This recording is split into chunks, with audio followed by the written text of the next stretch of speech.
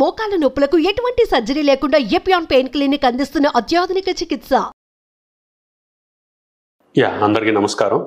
నా పేరు doctor Praveen Nadusumilli, senior consultant medical and hemato oncologist, Medicover cancer institute, Hyderabad. ముందుగా గర్భసంచి క్యాన్సర్ గురించి మనకు తెలుసుకునే ముందుగా మనకి స్త్రీలలో మామూలుగా మనకి ఋతుస్రావం అనేది ఎలా అవుతుందో ఒక్కసారి తెలుసుకుందాం. అదేంటంటే ప్రతి నెల మనకి ఆడవాళ్ళలో రిప్రొడక్టివ్ సిస్టంలో అతి ముఖ్యంగా మనకి 3 అవయవాలు అనేవి ఉంటాయండి.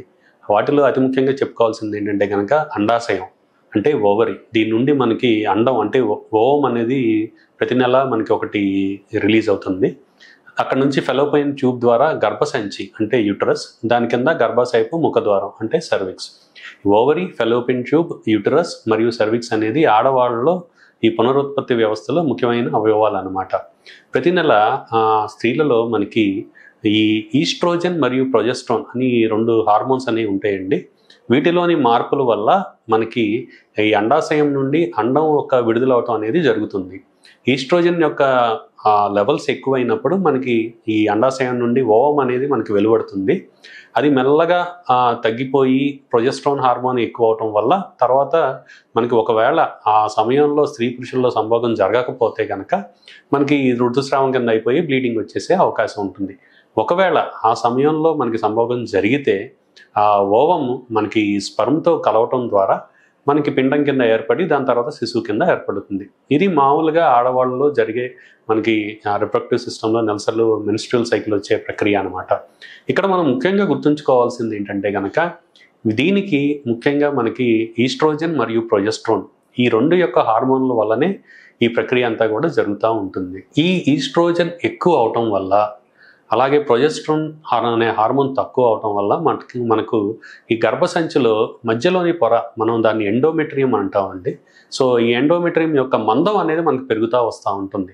అతి ముఖ్యంగా ఏంటంటే కనుక ఇది నెలసర్లు ఆగిపోయిన తర్వాత ఈ ఈస్ట్రోజన్ యొక్క హార్మోన్ ఒకవేళ పెరిగినట్లయితే కనుక అదే పనిగా మనకు ప్రొజెస్ట్రాన్ తగ్గిపోయినట్లయితే కనుక, అన్అపోజ్డ్ ప్రొజెస్ట్రాన్ ఉన్నట్లయితే కనుక ఈ గర్భసంచి యొక్క మధ్య పొర మనకి ఎండోమెట్రియం అనేది మందం పెరిగినట్లయితే కనుక దాన్ని ఎండోమెట్రియల్ హైపర్ప్లేషియా అని అంటాం.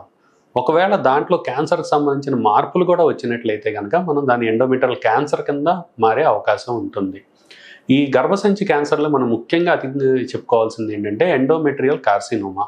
ఇది ఇందాక చెప్పినట్టు ఈ ఈస్ట్రోజన్ హార్మోన్ పెరిగి ప్రొజెస్ట్రాన్ హార్మోన్ ఎక్కువగా లేనప్పుడు మనకి వచ్చే అవకాశం ఉంటుంది. దీనికి ముఖ్య కారణాలు మనం చూసుకున్నట్లయితే కనుక ఎర్లీ మెనార్కీ అంటే నెలసర్లు త్వరగా రావటం, అంటే 12 సంవత్సరాల కంటే ముందు 9-10 సంవత్సరాలు ఇంకా ఎక్కువగా ముందే రావటం. లేట్ మెనోపాజ్ అంటే నెలసర్లు ఆగిపోవటం, బాగా ఆలస్యంగా ఆగిపోవటం కానీ, అంటే 50-52 సంవత్సరాల తర్వాత ఆగిపోవటం కానీ, ఈ ముందు మొదలయ్యి చాలా ఆలస్యంగా ఆగిపోవటం వల్ల ఆ స్త్రీ యొక్క జీవిత కాలంలో సగటు ఈ నెలసర్ల సంఖ్య అనేది ఎక్కువగా ఉంటుంది. అంటే నెంబర్ ఆఫ్ సైకిల్స్ అనేది ఎక్కువగా ఉంటుంది. ఇలా ఎక్కువ ఉండటం వల్ల ఈస్ట్రోజన్ హార్మోన్ అనేది ఎక్కువ ఉండటం వల్ల మనకి క్యాన్సర్ సంబంధించిన మారే అవకాశం ఉంటుంది. ఇంతే కాకుండా క్రానిక్ యాన్యువబులేషన్, కొంతమందిలో మనకి పీసీఓడి అనే సమస్య మనం వింటూ ఉంటాం తరచుగా. అతి ముఖ్యంగా చిన్న వయసు ఉన్న వాళ్ళలో మనకి పీసీఓడి బారిన పడే అవకాశం ఎక్కువగా ఉంటుంది. అదేంటంటే ఈ ఓవరీలో చిన్న సిస్టులు లాంటివి చూసి ఏర్పడటం వల్ల, ఈ ఈస్ట్రోజన్ హార్మోన్ ఎక్కువ ఉండటం వల్ల కూడా మనకి ఈ పీసీఓడి అనే సమస్య ఎక్కువ చూస్తూ ఉంటాం. వీళ్ళలో ఏంటంటే పీరియడ్లు అనేవి సరిగ్గా రాకపోవటం, పొత్తి కడుపులో నొప్పి ఉండటం, దాంతోపాటు థైరాయిడ్ ఇబ్బంది, కొద్ది బరువు ఎక్కువ ఉండటం, ఇవన్నీ కూడా చూస్తూ ఉంటాం. ఇలా పీసీఓడి సమస్య ఉన్న వాళ్ళలో కూడా కొద్దిగా మనకి ఈ హార్మోన్ సమస్య ఎక్కువ ఉండటం వల్ల కొద్దిగా ముప్పు పడే అవకాశం ఉంటుంది. ఇంతేకాకుండా బరువు ఎక్కువగా ఉండటం, అంతేకాకుండా మనకి మిగతా జన్యుపరమైన మార్పులు ఉండటం వల్ల కూడా, అదేంటంటే కొన్ని రకాల mutations, mismatch repair gene mutations కానీ, కొన్ని రకాల జన్యుపరమైన మార్పులు ఉన్న వాళ్ళలో కూడా మన ఈ గర్భసంచి యొక్క క్యాన్సర్ బారిన పడే ముప్పు అనేది ఎక్కువగా ఉండే అవకాశం చూస్తూ ఉంటాం. కాబట్టి మనం ముఖ్యంగా గుర్తుంచుకోవాల్సిన వయసు పెరిగే కొద్దీ మనకి ఎండోమెట్రియల్ క్యాన్సర్ బారిన పడే అవకాశం అనేది ఎక్కువగా ఉంటుంది. నెలసర్లు ఆగిపోయిన తర్వాత మనం కొంతమంది ట్రీట్మెంట్ వాడుతూ ఉంటారు. పోస్ట్ మెనోపాజల్ హార్మోనల్ థెరపీ అంది. దాంట్లో కేవలం ఈస్ట్రోజనే కాకుండా ప్రొజెస్ట్రాన్ లేకపోవడం వల్ల కూడా ఈ ముప్పు అనేది ఎక్కువగా ఉండే అవకాశం ఉంటుంది. కొంతమందిలో టెమాక్స్ఫిన్ అని మన టాబ్లెట్లు, ఈ మాత్రలు కూడా వాడే అవకాశం ఉంటుంది.